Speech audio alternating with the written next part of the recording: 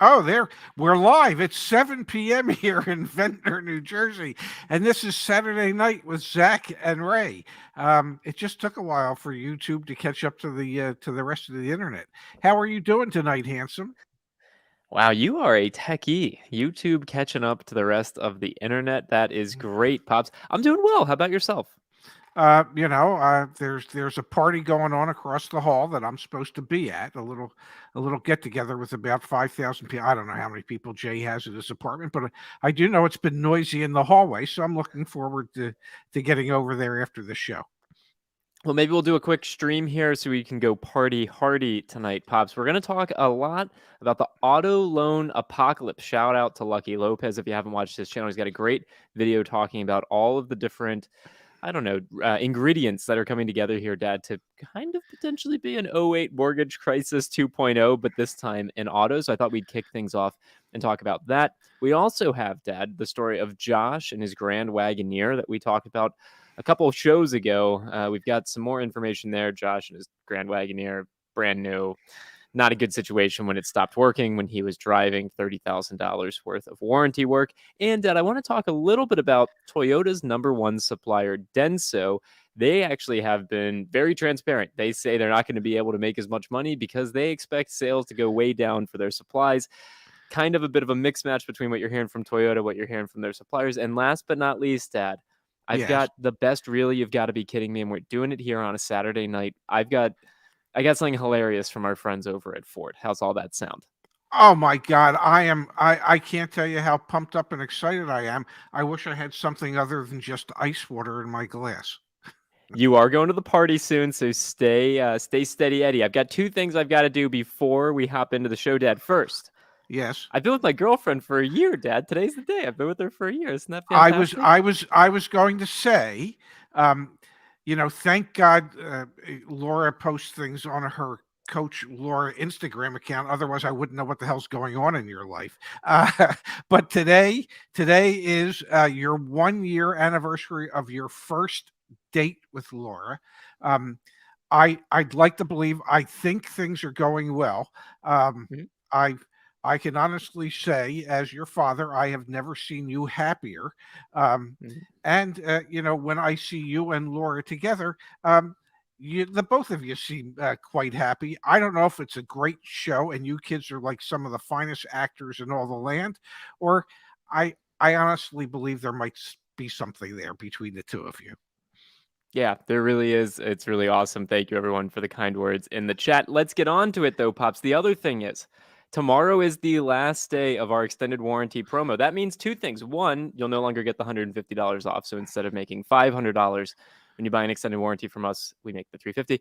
Two, it means you won't have to hear us talking about it anymore because we're not going to do another promotion this year. So tomorrow is the last day. You can simply go to the website to get that. And Dad, the car selling thing, I know it didn't work when we did our stream the other night. It is working. We partner with a company called Carwiser.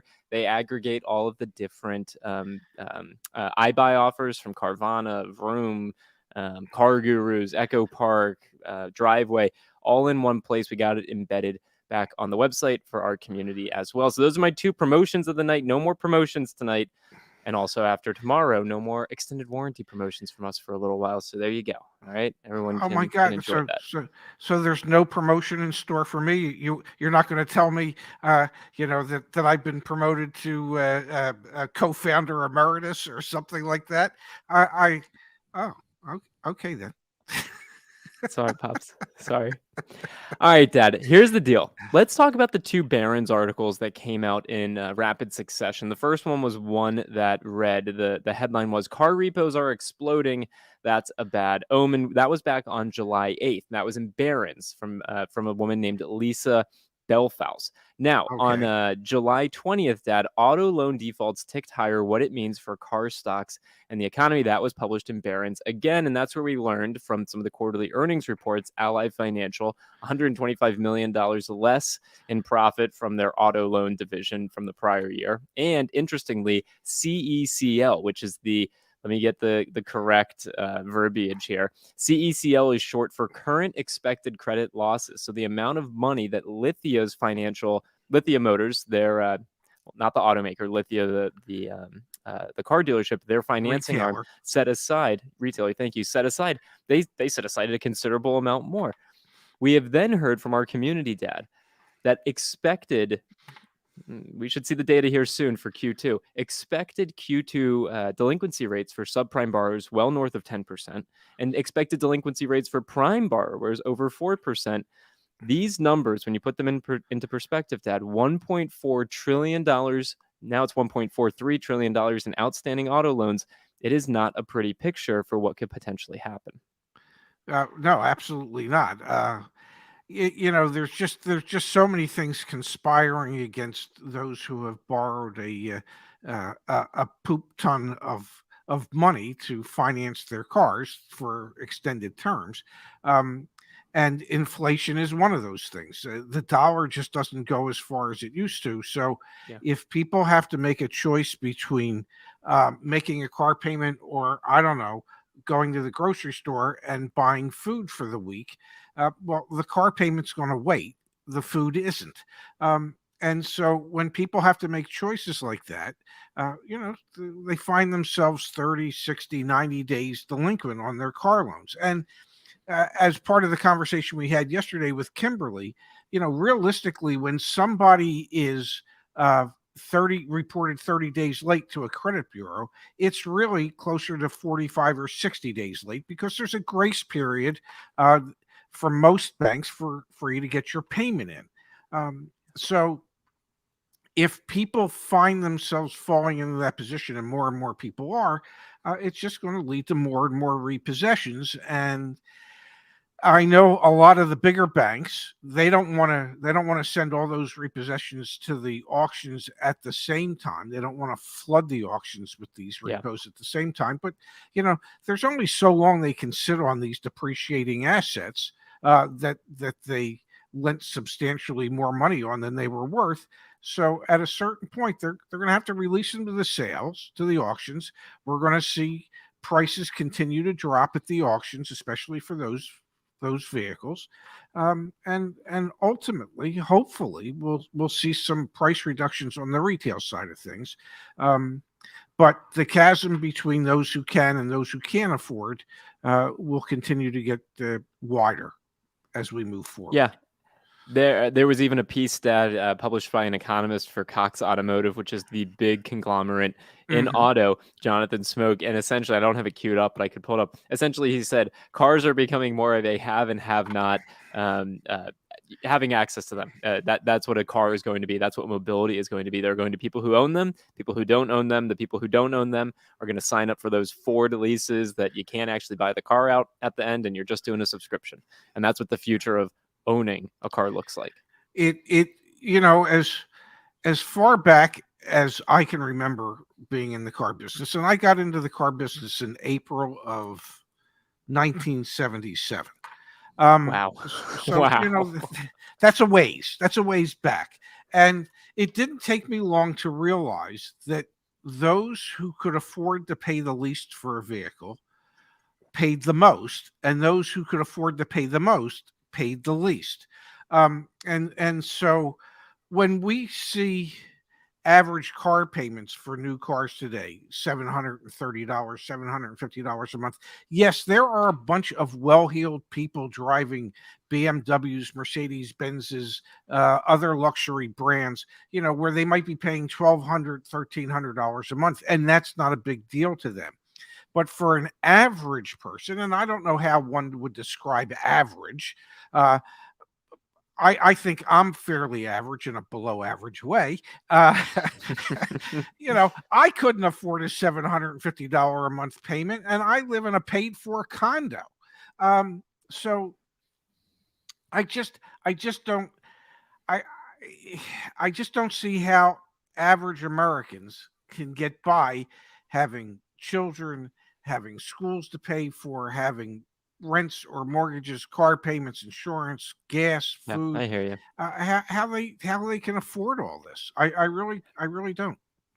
I'm going to pull up some numbers here in just a second, but first go to the chat. Igor, thank you, Igor, for being here. 12% plus for subprime and almost 5% plus on prime, but it's only coming from banks because they have to report by true lending laws. Other private investors don't report data who buy paper. So let's talk about this a little bit, Dad. Buying and selling paper.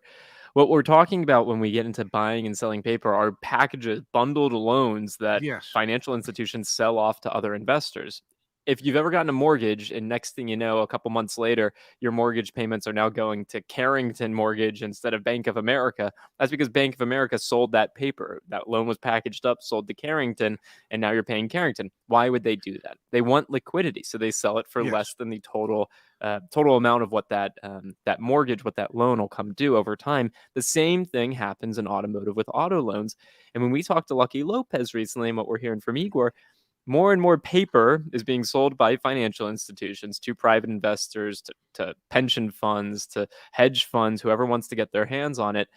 And those people are the ones that are now holding on to those liabilities. And to Igor's point, and I'm not an expert on this, so I can't vouch for it, but they may not have the same rules that they have to abide by in terms of publicly disclosing maybe what that portfolio looks like. So it's interesting, when a private investor holds it versus a financial institution, what the disclosure rules are there, Dad. They may just be able to sit on it and say, okay, I don't want to turn off the music quite yet. They may want to go turn Perhaps around and sell that paper to someone else. to another party. I mean, and ultimately what happens, especially with in the cases of repossessions, where if the bank repossesses the vehicle and they sell it at the auction, typically it gets sold for less than what is still owed on it. So the difference between what the bank gets for it and what is still owed is called a deficiency balance. And the original borrower is liable for the deficiency balance. And in most cases, if they couldn't afford to make a car payment and have a car to drive, the likelihood of them actually being willing to make a payment for something that they no longer can drive has been reduced even further. So that those deficiency balances get packaged up and they get sold to credit collection agencies, and the bank will take pennies on the dollar for those deficiency balances, and then the credit collection agencies, whatever they can get out of the people, turns out to be a profit for them. It's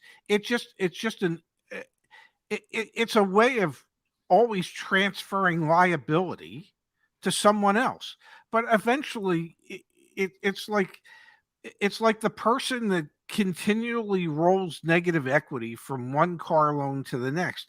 Eventually, it catches up to you. Okay. Eventually, there is so much negative that there isn't a bank that's willing to touch it without a big down payment. And Yeah. you can keep kicking the can down the road with these deficiency balances or these bad loans, but ultimately it catches up to everybody, and so either everybody ends up writing it off, or perhaps there'll be bailouts. Now I have read and I have shared with you from what I've read that the auto loan portfolio is like 1.3 1.4 trillion, which Yeah, is like experience a proving that with tenth. data. Yeah, which is like a tenth of what home mortgages are. And so the Fed, as far as they're concerned, even though 1.3 trillion might seem like a lot of money to you and I, to the Fed, that's like, it's a blip. It would be a blip. It wouldn't cause anybody to want to have to bail out any of these lending institutions. But that just seems like, I don't know, to a layman like me, that just seems like a lot of money. And it's 1.43, Dad, latest data from Experian. All right, we got to run through a couple chat messages here. Igor saying, yesterday you got it. Bundle packages is how banks sell loans to private investors, and it usually goes 80-20, 80% good, 20% bad, but now it's more like 60-40. I want to come back. There was a message here. Where was it? Give me a second. AG saying, do buy here, pay here lots dealers sell paper? Absolutely, 100%. There's a lot of money to be made because you're taking advantage essentially of the consumer on the front end for having a poor credit score, and that's going to be even more valuable on the back end. And a lot of the buy here, pay here lots hold their own money.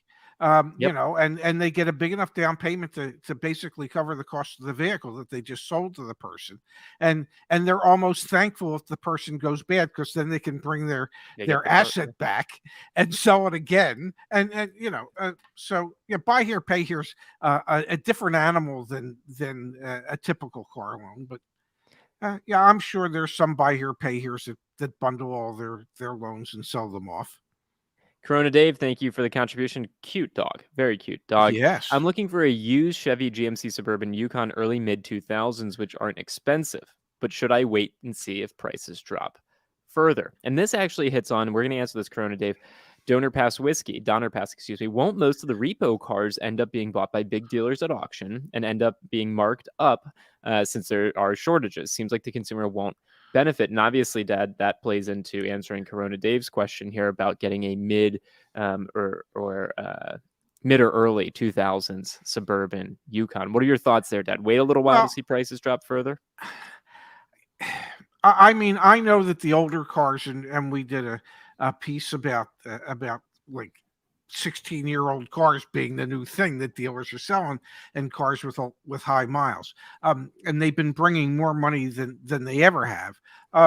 But at a certain point, and I would hope the point is soon. We have to realize that the life expectancy of these vehicles, if they haven't been well taken care of up to that point, is somewhat limited. And you can't be paying big dollars for things that might only have another 2 or 3 years life left in them. So I would hope that we would see a slowdown in the appreciation of those cars, or a more rapid increase in depreciation of those vehicles once again, to the point that they would be worth what they should be worth, which is in this case probably about 50% of what they've been getting for them recently. Yeah, I would wait. I to echo some of your sentiments there, I would wait. I mean, the risk on the downside here seems pretty limited. Like the likelihood that a 2005 Chevy Suburban is going to increase in value over the next 3 months is really low. The likelihood that it stays the same seems pretty fair, and the likelihood that it goes down seems pretty high. So if I were to like look at that risk profile, I'd be like, yeah, if I can, I'm waiting. Yes. I would do something though, Pops, like Jesse did here.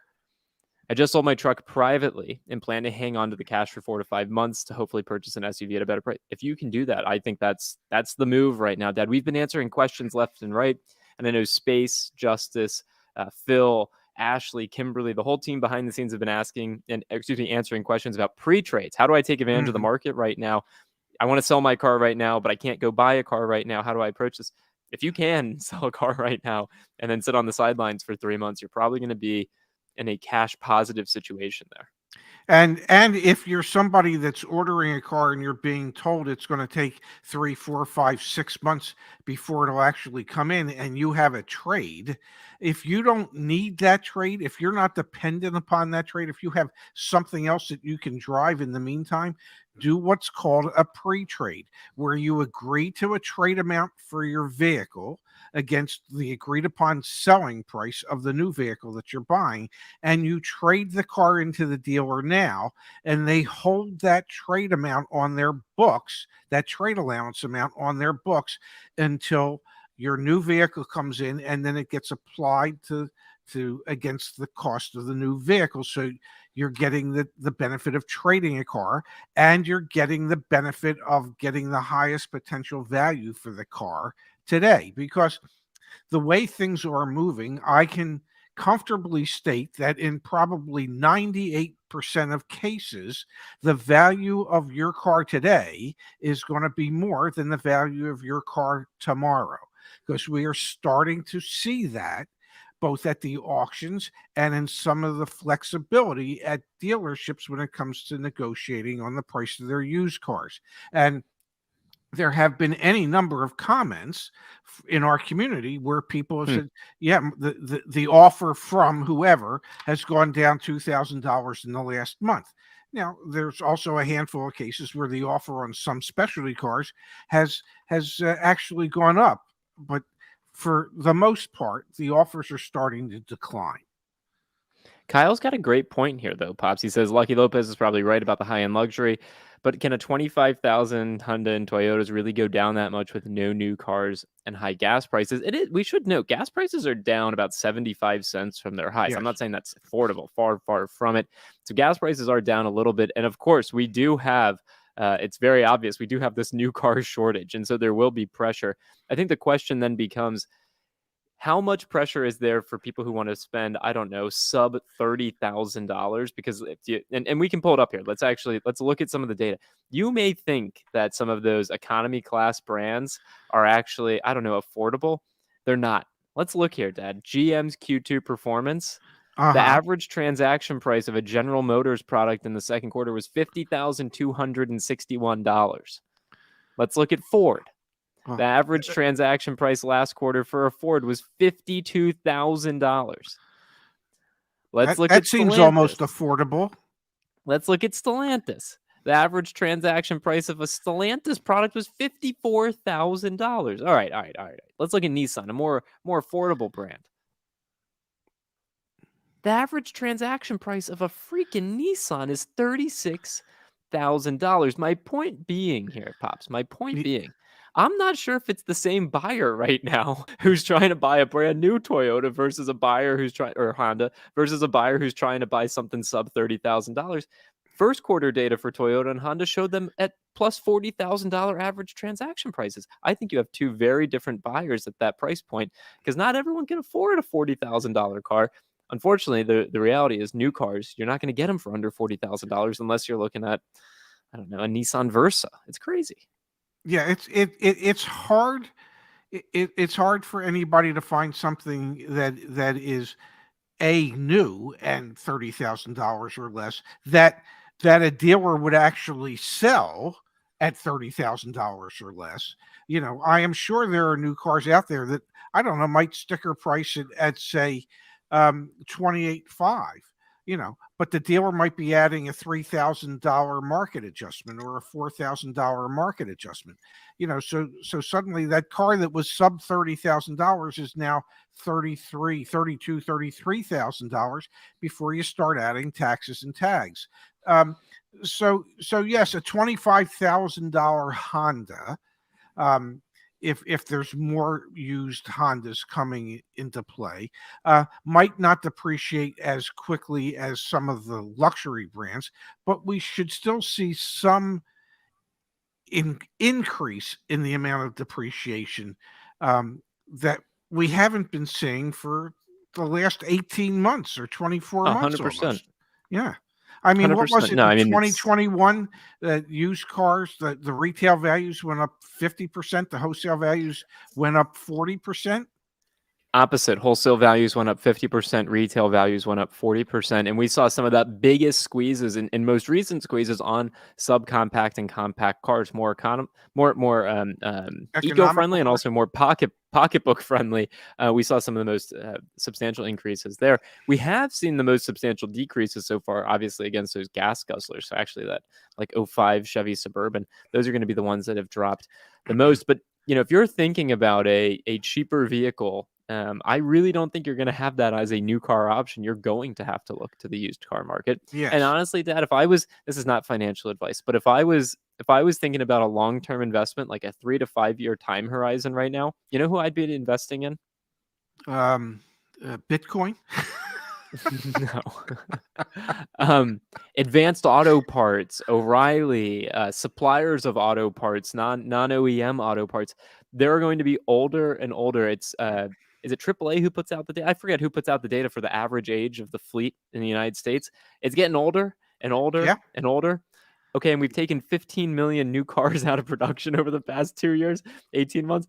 It's going to get older and older and older. The place that's going to see a boom is going to be, I think, those auto parts suppliers and those auto parts retailers. Yeah, absolutely, because people are going to be forced to make investments in their older cars, and many people are going to go to AutoZone and O'Reilly and the others to get their parts because they're cheaper than going to the dealer, and especially if with inflation it's harder to get your to make your dollar stretch further. So the way you do that is you buy less expensive, cheaper parts. So yes, yeah, AutoZone, those type of places. I would think you're gonna see those type of businesses continue to increase. Sales should increase. Let's give a quick shout out here from Dark Knight 6.2. My dealership I'm a manager at does not sell over MSRP. And we have over 90 new cars on our lot. That's incredible. I'm guessing No, Stellantis brand. no, they have I 90 new know. cats. They Okay, meant to say and cars. okay. So Here's so a what kind of dealership, and B, what's the name of the damn place? And hopefully we can get some customers over to you so you can sell a few of them. And that's another, like, I said I wasn't going to do any more promotions, and I'm not doing a damn promotion when I'm pulling this up. If you go under resources on joinyaa.com, you can leave reviews of dealerships. Resources, click on dealer reviews. You can read reviews of dealerships. I just updated this morning. So please come here, and if you've been to a dealership, or if you've gone to a dealership and you weren't able to get a deal because it was so marked up, come here and share that information. And Pops, we have a relationship with our friends over at markups.org. That's all they're doing over here as well. So you've got two great resources, markups.org, and you have back on the Join YAA website. Who's this guy over here? And you've got back on the Join YAA website, you've got the dealer reviews there. So please use that as a resource. Well, between us and markups. And I called it. It's a Stellantis dealership. Yes. Well, there Chrysler, you have Dodge, it. Jam. Yeah. Oh man, Jeep, Ram. That's what I meant to say. Yeah, well, and they're the one brand, especially domestic brand, that seems to have a greater depth of inventory, and they also have some of the largest customer incentives still available to help move the product. So Yes, they do. if you're interested in a Stellantis brand product, then by all means, those are the dealerships you would need to go to if you're looking to be able to buy something at MSRP, less any factory to consumer incentives. And so let's actually do a quick promotion for the work of people like Space in our community and others, Justice, Phil, even Igor, and so many others.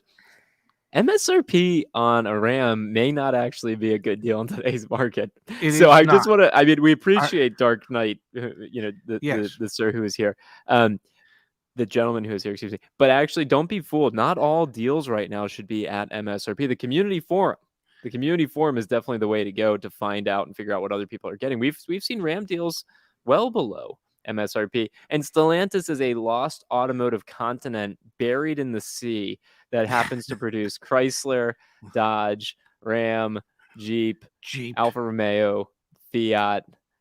Is that about it? Yes. Boom. Justice is one of our team members behind the scenes. Here you go. Igor.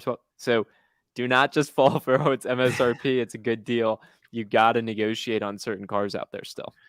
Yes. Stellantis is the former Chrysler Corporation. Yes, they are. All right, Dad, I saw this comment come through. Let's answer it quickly, and then I want to go to another chat comment. This is from JS Hashwatt 93. Thanks for the contribution. Hybrid Camry versus hybrid Accord 2022 or wait for 2023. I don't know if you're the expert to answer something like this, but maybe someone in the chat I don't know can.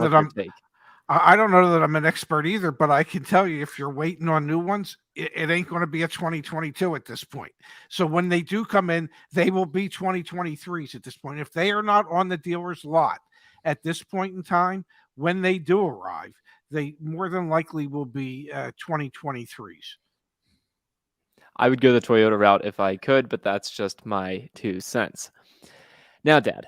Yes. Aaron commented this earlier, and I was going to save this for really, you got to be kidding me, but we're going to jump to it. Aaron says, Broncos are garbage. Don't waste your money. Pops, did you see this article in Automotive News? Are you going to talk about catastrophic engine failures? No, I didn't see that article.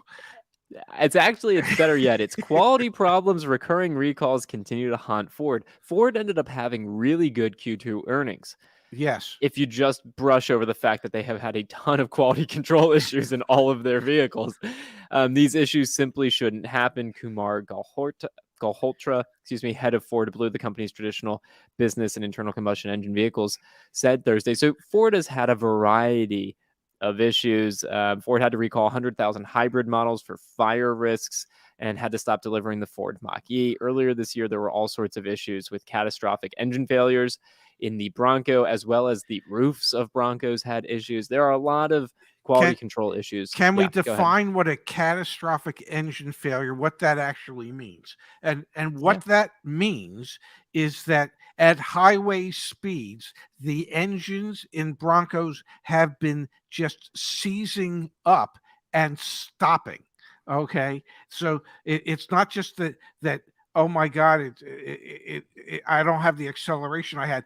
The engine seizes up and stops working altogether. That is a catastrophic engine failure, and that is probably due to some engineering error or something else. The loss of oil somewhere, frictions are too high. I mean, whatever it is that's causing an engine to overheat like that and just seize up. And that, I'm sorry, if you do enough quality control, drive the vehicles enough, the quality control vehicles enough before you start shipping them out to the customers, these things should rear their ugly head before customers end up getting their hands on.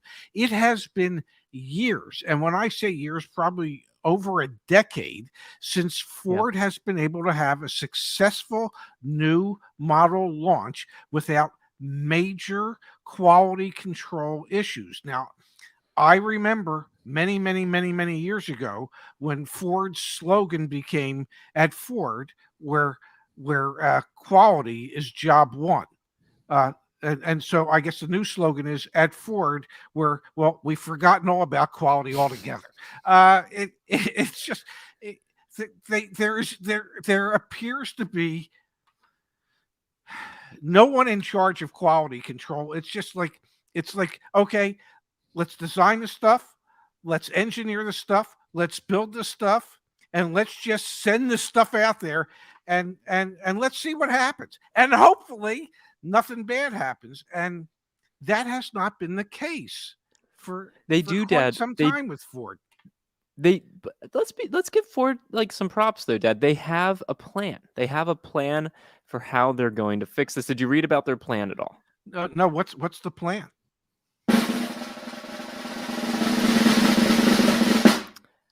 To get ahead of problems, Ford is more closely monitoring social media to see what customers are complaining about. Oh, well, there you have it. Makes perfect sense to me. Wouldn't want to just go ahead and build a better product. Let's just monitor social media. Because there's got to be some guy on YouTube that can tell us how to fix it. Really. And this comes on the heels of you didn't see it. You're not on TikTok. So many TikToks have gone viral. Millions of views of people who have ordered F-150 Lightning. So let's see if Ford's actually, watching social media. Ordered F-150 Lightnings, shown up at the dealership. Hey, there's a $40,000 markup. Not even just like the dealer advertising the order. Yeah. Place the deposit, the whole 9 yards. Get out of here. They're not. Remember, we had chats with their head of North America communications. Yeah, you have. You were tweeting back and forth with them. It's unfortunate that and it's not just Ford.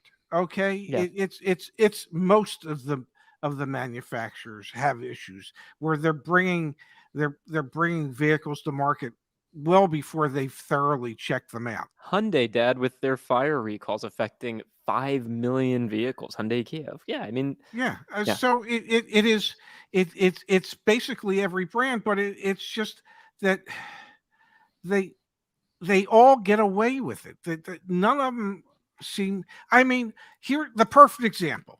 Our buddy Josh, who's and we don't know Josh other than he's a community member who bought a $114,000 Jeep Grand Wagoneer, driving it on vacation with his family a couple days after he purchased it, with around 500 miles on it. I don't know. There were rear axle issues. I don't know.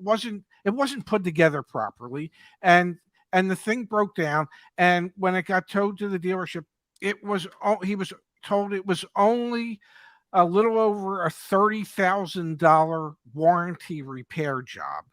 Okay, that they weren't sure they'd even be able to have the parts for, but Jeep came up and found the parts for them. And he's been going back and forth with them for like 4 weeks now, trying to get them to step up and do something above and beyond just taking care of it. He was on a family vacation, okay, and where part of the family vacation was spent inside a tow truck, okay, towing their brand new vehicle to a dealer, where his wife ended up getting COVID. The whole family vacation was pretty much wiped out and canceled. And as I said at the time, if Jeep was smart, they would just say, "Hey, we're going to give you a brand new Wagoneer, and we'll throw in an extended warranty for you for the brand new one." Well, at this point, they don't want to do that. Jeep's not doing that for him. The person who's handling the case told him that they could spend up to $5,000 in additional expense to help take care of him. Well, since they paid for the towing, that number that they want to give him to compensate him for all his time, effort, energy, emailing, phone calls, loss of vacation, they want to give him $2,500 and call it a day. Somebody at Jeep or somebody at the lost automotive continent of Stellantis should step up and say, you know what? Hey, we had a record profit second quarter. Why don't we step up and do something right and do the right thing for this customer and make it a big social media win? The scary thing is they know how many issues are probably around the corner with a lot of their vehicles. And you set that precedent, it's a bad precedent to set because it could get very, very expensive. Josh's story was devastating. The fact that Stellantis / Jeep didn't step up to the plate and do the right thing is even more disappointing. They wouldn't even offer him an extended warranty on the vehicle, so it just has the manufacturer's warranty still. But that these stories, unfortunately, we hear so many of them. It was interesting this past week, and we got to go to the chat. There were some really thoughtful contributions that came in. But even just this past week, Dad, with Hyundai, Capital of America, with their 2.2 million customers whose credit scores were impacted to the credit bureaus. Yeah. I mean, when we trust these big corporations to just do these things for us, this is what can happen. And as consumers, obviously, we have to be our own advocates. But when your credit score gets screwed up because Hyundai messed it up, the recourse there isn't fast and easy. I mean, who knows if people will ever get their credit scores fixed because of what happened with Hyundai? Oh, and from the time the credit scores got screwed up to the time that it might get fixed, to the extra interest they've paid on whether it be credit cards or any other type of loans in the interim, will never be recaptured by the customer. Hyundai has agreed to a $19 million fine, 13.2 million of it going to restitution to the customers. Well, as somebody figured out, 13.2 million divided by 2.2 million people that were affected, it works out to, I don't know, $6 or $10 a customer. Well, no, it's like $6, Pops. Yeah, so it's like, well, if that customer ends up over the duration of the lifetime because of this misreporting, spending an extra $6,000 in interest charges on future loans, that's $6 barely bought him a cup of coffee at Starbucks. Let's switch gears and let's give Viking Wind a quick shout out. Just hours ago, I purchased a 2022 Honda CR-V from a dealer and did very well with the out the door price. The F&I person was stumped. All thanks to your videos. Keep it up. Melissa, also in our community, recently picked up a Honda Civic, if I'm not mistaken, at MSRP. It is possible, folks. There are wins happening in the community day in, day out. And the way that you can get help, one of the best services that we have to offer is the community forum that we have available for free. If you go to resources and then go to YAA community, there are 10,000 plus people that are a part of this community. It's like the live chat, but posts, and it's ongoing. And here you go. Beautiful. Melissa, I'm giving you a like right here. I love the color. get on here, share, be a part of the community, help one another out. This is one of the best things we have to offer here at YAA. Pops, let's go back to the chat here. This was from Taylor. Thank you for this, Taylor. Looking to buy a Tacoma in late December. What are your thoughts on the market by then? So let's break this out. What do you think is going to be the new car market in December? What do you think the used car market's going to be like in December? I think the new car market's still going to be a struggle come December. We read XXP or whatever, XNP. It's a NXP. NXP, a semiconductor manufacturer. Their chip production is sold out through the end of this year. So we know that Toyota, at least domestically in Japan, is struggling with supply chain issues, and they've cut 30% of their production there. And it also Honda impacts and Honda too, and it also impacts the amount of production that we have here in this country. So I'm pretty sure that the shortages will still be in place.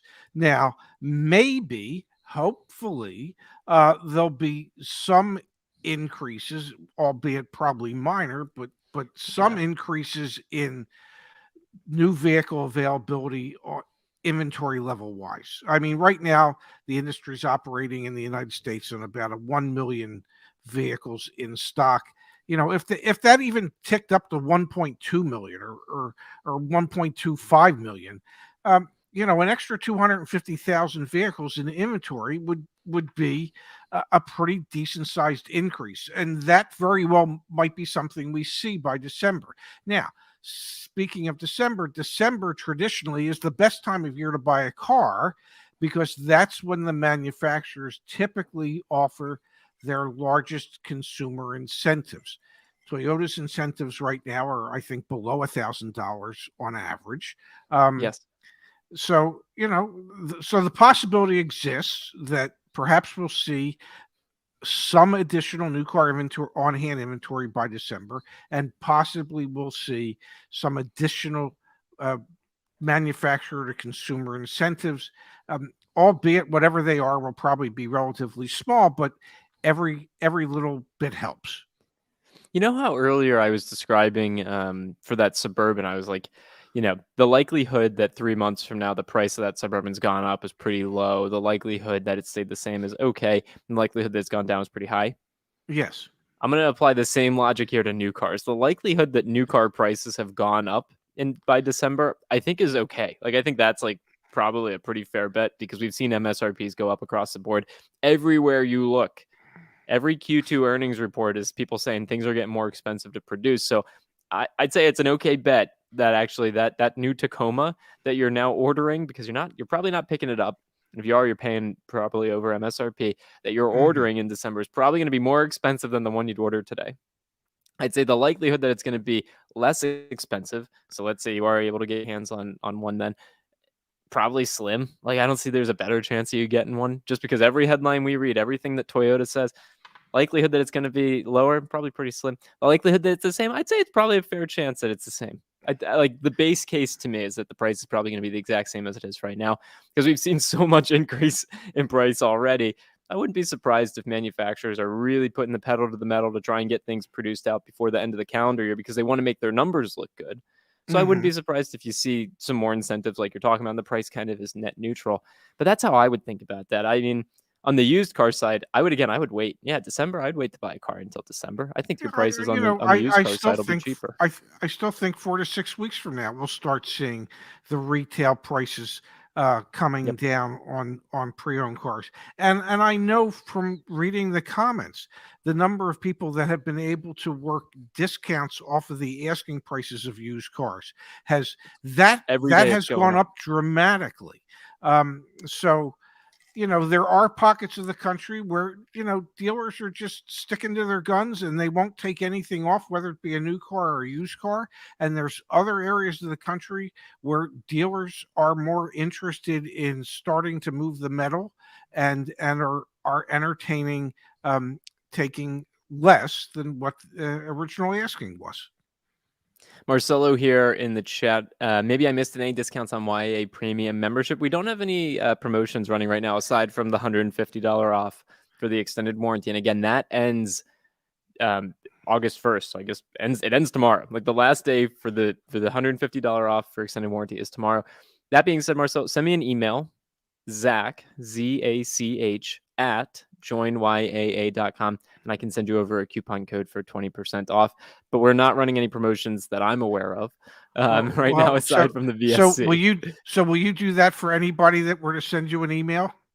You send me an email tonight, Zach at joinyaa.com. After I go hang out with my girlfriend, because again, been with her for a year, should celebrate that a little bit tonight. I will give you a coupon code tomorrow. You better. What's that mean, Dad? I'm just saying you better, because if you don't, I'll be mad as hell at you. All right. Hell with that. There you go, Marcelo.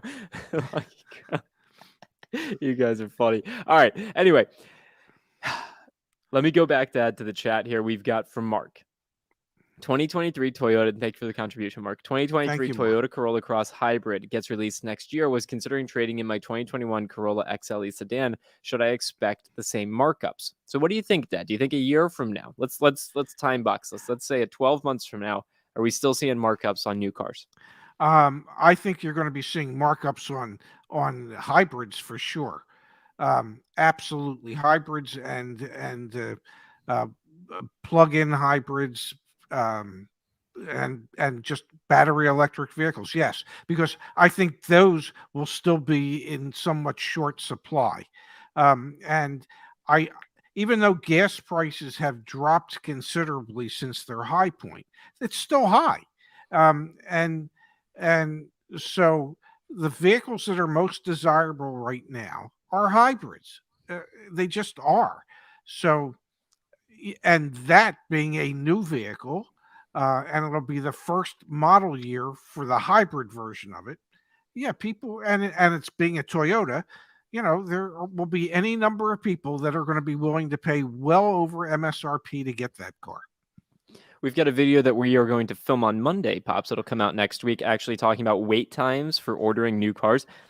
Everyone we've talked to capture this data, a lot of relying on the team, the YAA team behind the scenes that works with our community, that if you're getting something that's not an internal combustion engine, just take whatever the wait time was for the ICE vehicle and double it or triple it. That's what it is for a hybrid or an EV right now. You are spot on with that assessment. Yeah, I don't, yeah.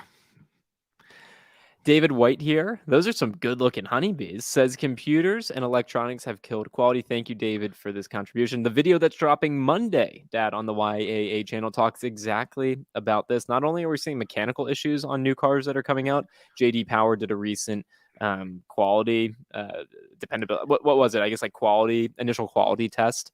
Yes, and it went way down. A lot of that because of electronics. Yes, a lot of software issues, and yes, there's, cars have become rolling computers, and so they're, the electronics, they offer great benefits, and they also offer great heartache. Yeah, they really do. All right, Marcelo sent me that email, so I will be busy tomorrow morning getting you that discount code, Marcelo. Thanks for doing that. We've got a question here from Mirzu Mohammed. Should I wait a few months to buy 2 used Teslas to rent on Turo? Now, Pops, I'm gonna do my what I was doing before of likelihood. You do your thing. Teslas are not going to go down in value on the used car market. They are not going to go down in value. They are kind of a bit of the exception to the rule here. And honestly, we should put a big asterisk on everything we've been talking about. Hybrids and electric vehicles are going to be the slowest movers in the depreciation over the next few months. If we should maybe even create a scale, Dad, like gas guzzling trucks and big luxury SUVs. Those are going to be the ones that depreciate the most. Then your normal cars, then your hybrids and EVs. And so the likelihood that by waiting a few months to buy 2 Teslas to rent on Turo, you're probably just missing out on a few months of making money on Turo because, they're just going to get more expensive. The value of pre-owned Teslas is going nowhere but up. Okay. It still takes quite some time to place an order to get a new Tesla, and you have to wait for it. And for the people that have placed orders when they pay the price that was in effect when they placed the order, not the price that's in effect when the car came in. And there have been ginormous price increases on all Tesla models. Excuse me. Get some water, So Pops. Get some yeah, water. so that has helped the pre-owned market for Teslas. They have gone up tremendously in value. The the other thing, Dad, Tesla controls the prices of their used cars by no longer allowing lease customers to be able to buy out their leases anymore. Yes. That's a lever that they now control, which is also why Ford's doing it too on their new leases as well. By not allowing consumers to buy out leases, you control used car pricing to a much stronger degree than you would have otherwise, which is an important consideration here to keep in mind. Pops, Sam says, and Sam, thank you for the contribution. How bad is Nissan CVT transmission?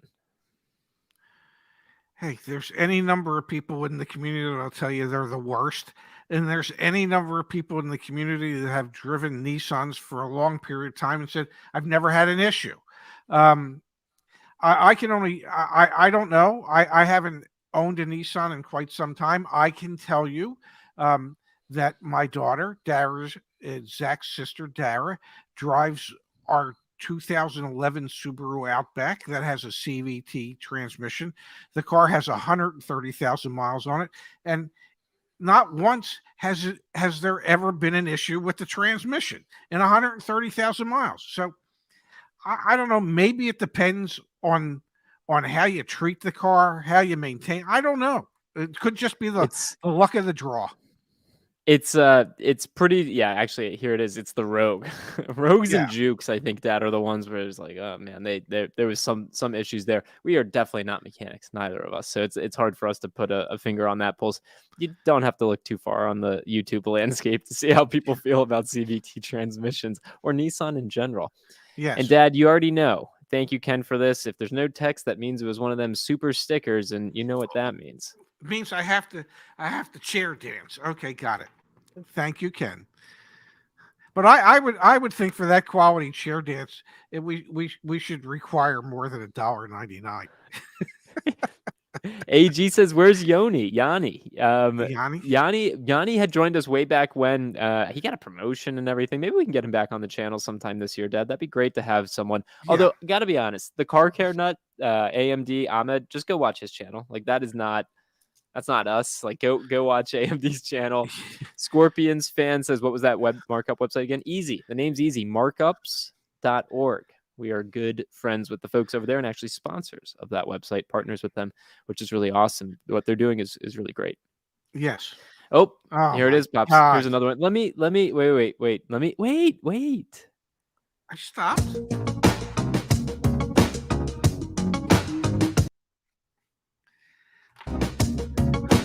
I got the music heavy, buddy. I love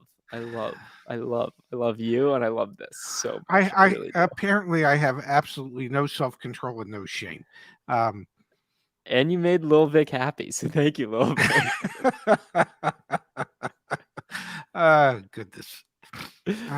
Pops, we've got to do it. We absolutely have to do it. We are promoting something that is more important than anything we've ever promoted before. The Federal Trade Commission, Dad, is currently Yes. seeking public comments on rules, motor vehicle dealers trade regulation rule. These are 4 rules proposed by the FTC that after, what is there, like another 45 days of public comment could potentially be enforceable by the Federal Trade Commission, Dad.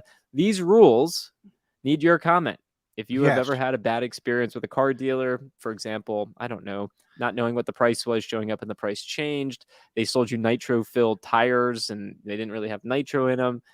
You tried to pay cash and the price changed on you. You ended up buying an extended warranty and you didn't even realize that you bought an extended warranty. Any issue like that, you need to come here and leave a comment. And kudos to everyone, and I mean everyone on social media and elsewhere who has promoted the need to go to the FTC and provide public comments here. Doesn't matter if you like us or don't like us, you like saving money, you like fairness, you like efficiency, leave a comment here on the FTC's page. And I'll just do a quick example. If you search for comments, you can see the comment left by my father, for example. Actually, quite a few people have mentioned Ray in comments. So here you go. You can see Ray's comment right here. We posted a nice long response to the National Automobile Dealers Association, their comment. This was sent back in on July 18th. So kudos to everyone who has supported, who has done this so far. And to provide some perspective here, Dad, if you search YAA, 145 of the comments are from community members like yourself. So please, please, please consider sharing your thoughts, sharing your perspective there. And how many total comments has the FTC received so far? Nearly 1,400. Okay, we need to double that number, folks, by next Saturday. The more the merrier. The more comments there are, and please read the criteria for what a comment has to include for the FTC to pay attention to it. But this is our chance to try and make a difference. It's our chance to have our collective voices heard. If you are sick and tired of the bad automobile dealers out there, and there are plenty who bait and switch, who advertise a price that doesn't exist, who force accessories on you, unnecessary, non-valuable accessories on you, force you to buy them, things of that nature.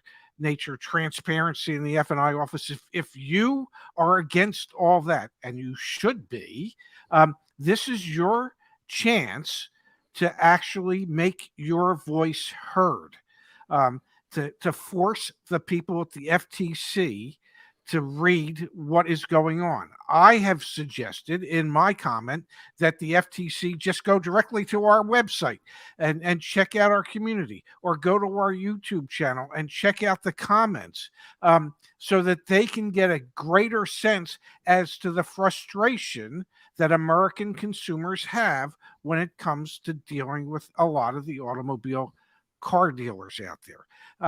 Truth of the matter is, the good dealers, the dealers that do it right, that have a moral compass and they follow it, they should be shouting to the rooftops to have people encourage people to make those comments so that they can help drive the bad dealers out of business. It's doable.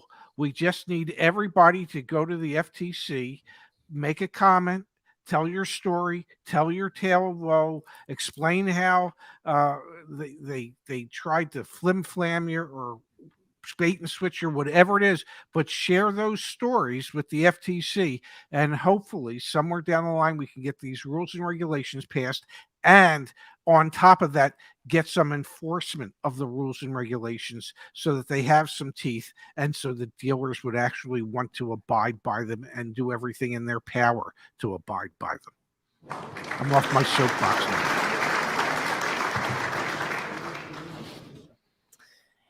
Melissa, thank you guys. Thank you.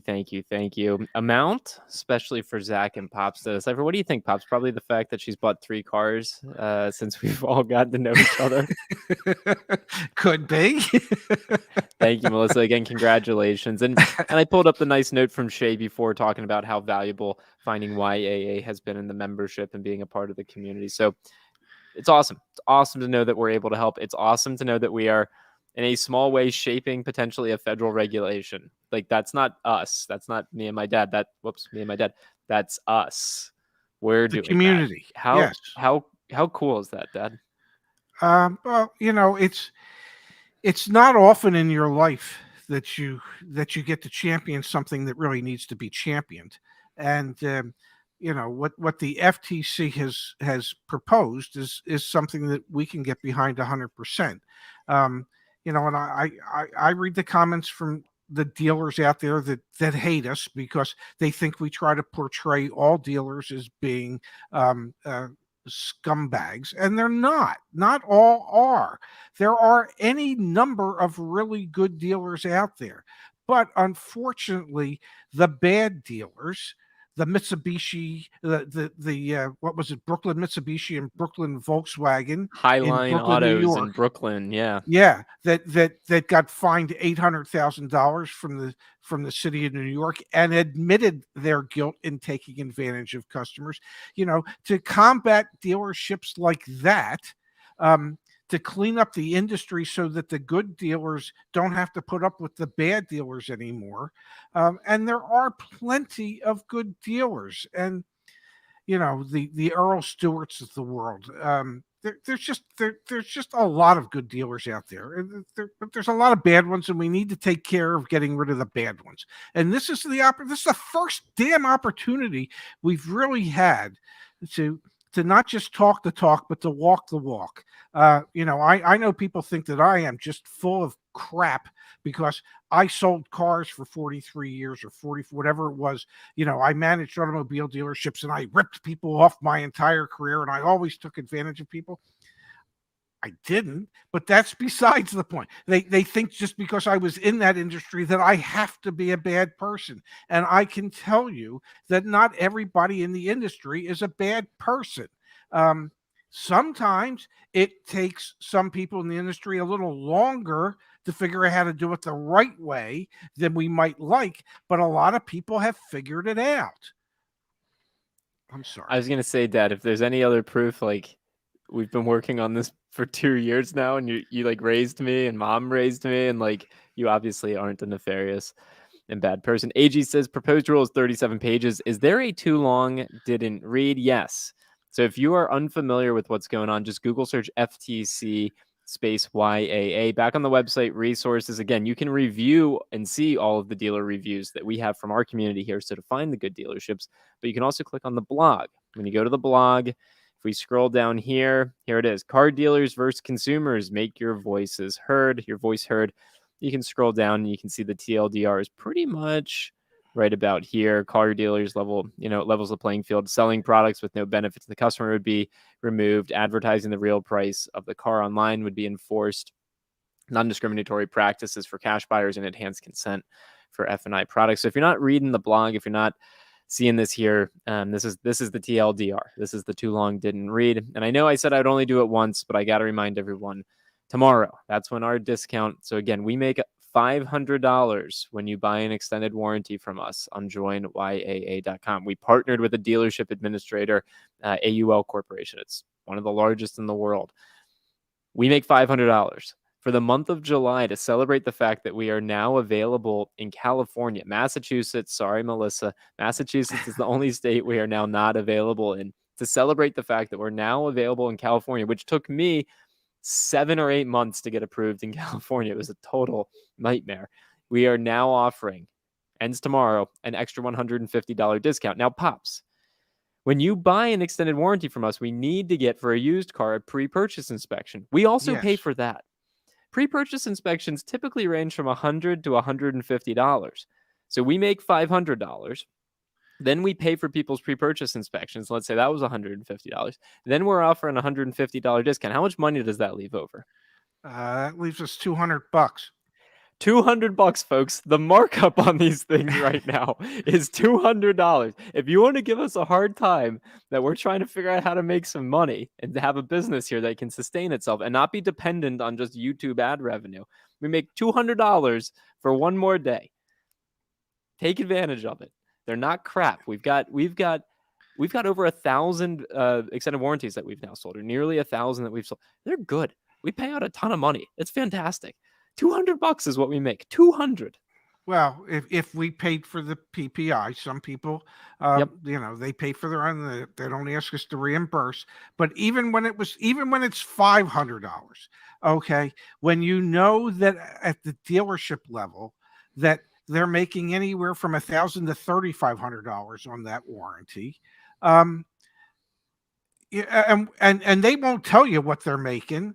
We tell you straight up what we're making, and we're not saying you have to buy an extended warranty. We're not forcing you to buy an extended warranty because we don't disagree with this. If you feel like extended warranties are a scam, then never freaking buy one. When we do, and again, tomorrow's the last day, so you don't have to worry about us pitching these anymore. Tomorrow's the last day. If you think they're a scam, more power to you. Yes. 100% more power to you. Yeah, it's not like we're telling you, hey, it's only going to increase your payment $3 a month. We're not lying to you. If you want an extended warranty and you want a way to save money on an extended warranty, they are available. Okay. If you want to use our quote so you can negotiate the price at the dealership, it's available for that as well. Go ahead. We had someone, Dad. Sorry, it's just and again, that is fine. That is fine. Oh man, Kevin says the dad sells cars, the kid is selling the warranty. Yeah, trying to figure that you should be proud, Kevin, that we're trying to figure out how to have a sustainable business, because the reality is the moment we were to turn around and say, okay, you know what, YAA is no longer this transparent advocacy for the consumer. You know how you make money in this space? You know how you make money when there's 1,100 people on a live stream? You do what TrueCar did. You do what KBB does. You do what Edmunds do. You know what they do? They sell you as a lead. They sell you as a lead to extended warranty companies. They sell you as a lead to car dealers. They sell you as a lead to insurance companies. What are we doing? We're trying to build all the capabilities ourselves so that we can then tell you how much money we make to give you an alternative option instead of selling you as a lead. So you should, yeah, my dad sold cars for 40 years. Now he's doing this. It's fantastic. And he was never an a-hole. He was never the person taking advantage of other people, and it held him back in his career. I hated him as a kid growing up because I never saw him. When I reconciled all these things, when my mom died and my dad retired, like that's when I was like, we should do this. And now we're doing this. And I don't want to be dependent on YouTube for ad revenue. And I don't want to just build another little rinky dink YouTuber BS influencer crap. We've got a chance to actually change the way that this industry works. It shouldn't all just be lead gen for these stupid, oh my God, it gets me so pissed off. And I'm not saying we're doing it right. We're just trying to do it different. Scammers. No, we're not scammers, dude. Look me up on the internet. Go to chefska.com. My whole story's there. Like, why would we do this all in public? Like, why? Why? For so many years, too. Why? Zach, may I say one thing that I've learned in all the years I was in the car business? You can't be all things to all people, and I'm okay with that. If some people want to believe you, that's great. If other people don't want to, you can't do nothing about the haters. Let the haters hate, and know in your heart of hearts that the vast majority of the people that we reach are coming along for the ride because we're here for them and they know it. And just, be comfortable with that. Be good with that. I'm good with that. I feel good about that. You're going to have to calm down before your date with Laura. Yeah, you're probably right. She's at a wine bar right now with her friends. I really should go soon. Yeah. All right, let's just go here. And you know I'm what? pitching extended warranties, and I'm not at the wine bar. What's wrong with me? She's at a wine bar with her friends, and you're hanging out with your dad and 1,150 of your favorite closest friends on a Saturday night because we're scammers. Because a 27-year-old should be hanging out on a Saturday night talking crap to people on YouTube. Come on, I mean, really. I mean, would he be giving up his dating life if he was just in it to scam people? Did you ever watch The Tinder Swindler? That's a terrible movie, but you should watch it. I did not, but I know better than to swipe left or right.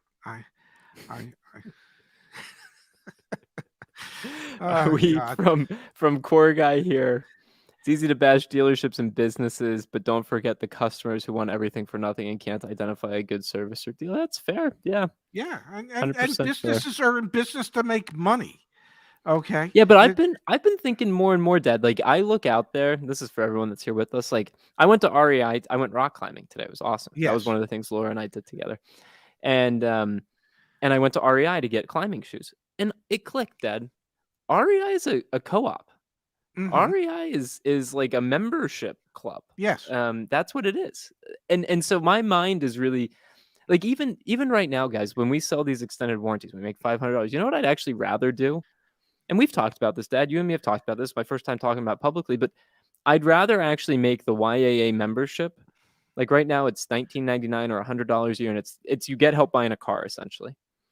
What if instead of it was $19.99 a month or $100? Let's say it's $100 a year. But then you get the extended warranty at cost. What if it was like Costco, but for your car? And so why do you think we're getting into the insurance space? Why do you think we're getting into working with credit unions for financing? Why do you think we're probably going to do things in repairs and maintenance? Because there's a world where I want it to be you pay $100 a year, whatever the number is, and you get everything else for cost. And that's my vision. That's what I want to do, Dad, because even I don't like having to say that we sell the extended warranties for $500 over. I don't. I really don't. I'd rather it just be its cost. But last time I checked, we've got a lot of expenses to be able to sell the extended warranties. And if we just sold them at cost, so we have to make money somehow. But imagine that. Isn't that how Costco makes money? Everyone, 100 million people pay, I think, it's $60 or $120 a year to be Costco members to get everything else pretty much at cost.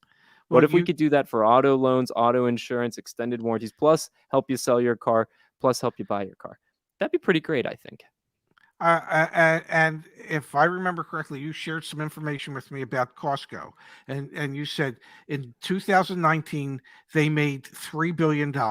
They had $143 billion in product sales, merchandise It was sales. even more, but yeah. Yeah, of which they made $1 billion off of that 143 billion, and they had $3 billion in membership sales, of which they made $2 billion off of that 3 billion.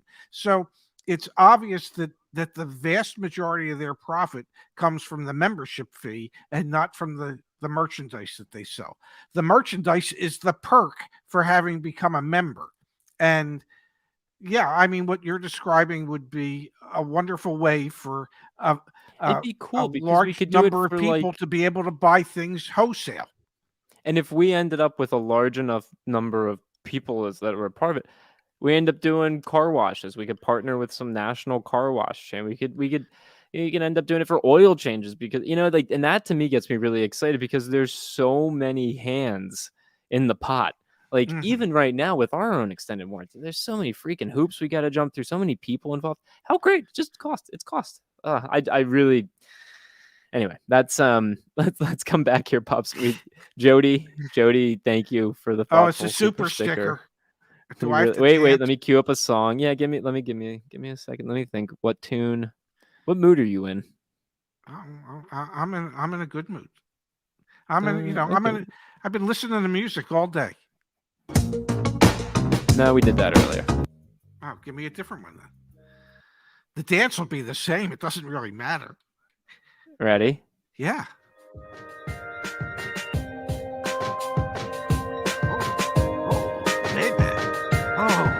Baby. Talk to me, Papashevska. Talk to me, Papashevska. Talk to me. I can't talk to you. You get us in trouble. Oh God. You're funny. This is from Mark, Dad. I thank you for your help in your Mark. videos. I have to watch them a few times though. Do you still get paid for views from YouTube Premium users like me? Yeah, we absolutely do, Mark. 100%. We're having our best month ever on YouTube in terms of how much money we're making from YouTube, the viewership. It's been incredible. And it's really awesome because Pops, last time I checked, you gotten a raise recently? No. Neither have I, man. We plow it right back into the business. I mean, you told me earlier I'm not getting that big promotion either. Yeah. So no, we if anyone ever says, "Oh, we don't make money from YouTube," no, of course we do. I mean, there's and we appreciate everyone that's a part of what we do. We love putting that back into the community, into what we're building. From Nathan Levy, Pops. This is why I'm looking at a 10-year-old luxury sedan with a V8 or bigger in them. Why? Because nobody wants those cars, and gas prices are transient. Yeah, honestly, those will be pretty cheap on the used car market. And thank give it you a for the few more donation. weeks. Yeah. Thank you. Oh man. Oh, thank you, everyone. This is from Ryan here. What are y'all's current thoughts on current certified pre-owned car market? Good time to buy or wait? Looking at a 2021 Jaguar F-Type, $71,000 with 5,500 miles. Have an Audi S5 paid off, trading around 23,000. Price is less than half of my salary. And Ryan, thank you for the contribution. Pops, what are your thoughts on certified pre-owned? And in this market, they're probably going to be going for even more of a premium because shoppers like seeing certified pre-owned. I think there's a difference between factory certified pre-owned programs and aftermarket certified pre-owned programs. If it is a Jaguar sponsored factory certified pre-owned program, then it can have some value because it will extend the original factory warranty. I don't know what the terms of the Jaguar certified program are, but the factory sponsored ones tend to offer greater value than the third party non-factory certified programs. And I know when we did it for Mini, I mean, we literally had to put the car through the safety inspection that was required by Mini. We had to have the paperwork. It had to be signed by the mechanic. It had to be signed by the service manager. It had to be signed by the customer when they bought, showing that we went over it with them. And then ultimately, it had to be signed by me. So there is, and it extended the warranty on the vehicle. And so there is value to those programs. And I would think that the one for Jaguar would probably be sufficient enough to make it worthwhile. And Jaguars are probably more negotiable than most brands at any point in time. And Pops, I guess even part of the question there is how much of a premium will that then drive just because it's certified pre-owned in this market? A lot would be my expectation, but recognize that the premium they're asking for is negotiable. Like you were saying, is a certified pre-owned actually worth, I don't know, the additional $5,000 they're then charging because it's certified? Probably not. Do a little research on what getting a Jaguar certified pre-owned actually means, to how long it extends the warranty, etc. Use that to your that knowledge as part of your leverage when you go to negotiate. I think I saw some other. Oh man! Wait a second. Amen. Wait a second. You Yeah, ready? yeah. Nope, I did the wrong one again. Damn it! You ready to talk over this one? What's going on, Pops? Oh, I gotta tell you, I'm thinking back many years ago. I believe it was my first date with your mother. We had a cut it. We were having a really nice dinner. Got it. You know, we played Scrabble that night, just so you know. Yeah, you did play Scrabble with Mom on your first date. You've told me that story. Yeah, and she still married me.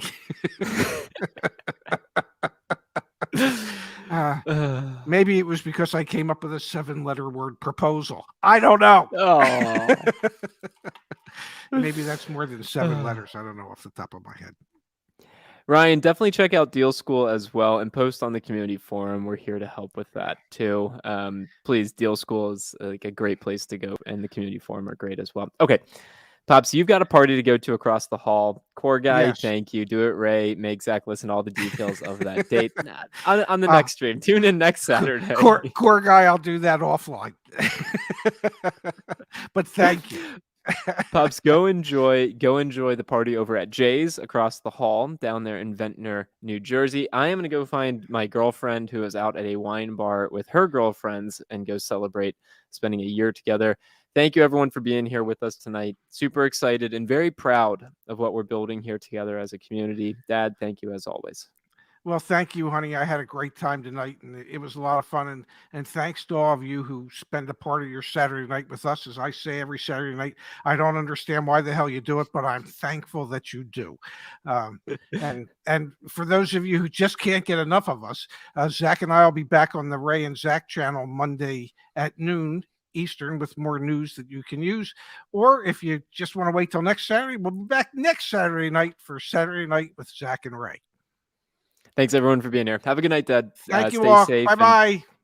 Don't drink too much because you got to walk back across the hall. Trust me, I know. Yeah. I got to go to the fridge and take the wine bottle out.